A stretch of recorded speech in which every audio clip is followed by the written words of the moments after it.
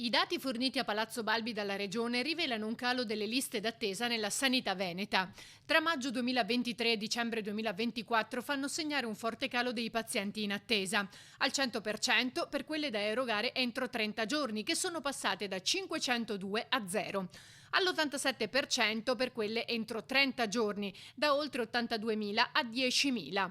Al 77% quelle entro 60 giorni, da oltre 74.000 a oltre 17.000. Lo stesso trend segue la rilevazione tra il 31 dicembre 2024 e il 31 maggio 25, con attese a 0 per le prestazioni da erogare entro 10 giorni, a meno 80 quelle entro 30, a meno 69% quelle entro 60 giorni.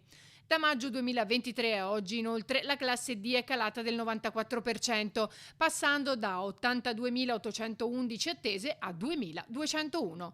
Per la classe P si registra un calo del 97% dall'inizio del piano straordinario di recupero, passando da 74.000 prestazioni in attesa alle attuali 5.000. Zaia ha ricordato che, a differenza del resto d'Italia, in Veneto si era deciso che i tempi d'attesa dopo il Covid sarebbero stati dimezzati.